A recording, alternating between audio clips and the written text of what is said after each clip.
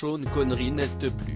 Ce samedi 31 octobre, le premier à donner vie au personnage de James Bond sur grand écran a tiré sa révérence à l'âge de 90 ans.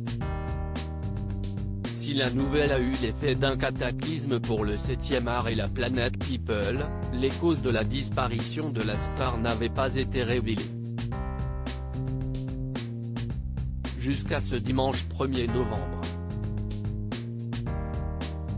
Sous le choc suite à la disparition de celui qui a été son mari pendant près de 5 décennies, Micheline Roquebrune a confié que les derniers mois de l'acteur ont été gâchés par la démence, comme le relate le tabloïd britannique The Daily Mail.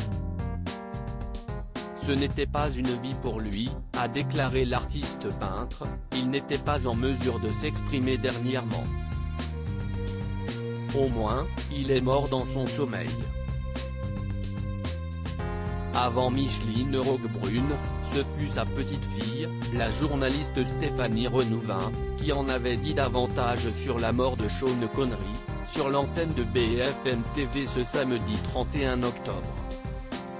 Quand il a arrêté de faire James Bond, il a voulu prouver qu'il était autre chose qu'une belle enveloppe, avec un sourire ravageur, des yeux malicieux et séducteurs, a-t-elle d'abord glissé.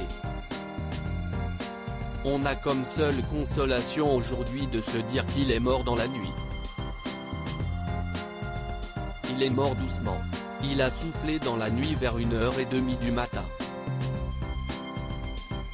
Une très belle mort, paisible, au paradis pour Sean Connery, lui qui avait élu domicile aux Bahamas durant ses dernières années de vie. Jason Connery, son héritier ? Même son de cloche donc que Jason Connery, qui s'est aussi exprimé au sujet de la mort de l'acteur. Car, en effet, Sean Connery était aussi le père d'un fils unique, fruit de son mariage avec l'actrice australienne Diane Cilento.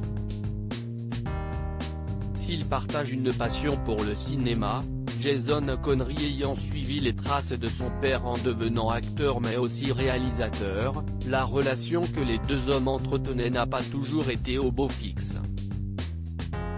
Si bien que, suite à la disparition de l'éternel espion, des questions se posent au sujet de son héritage et de la place qui occupe son fiston.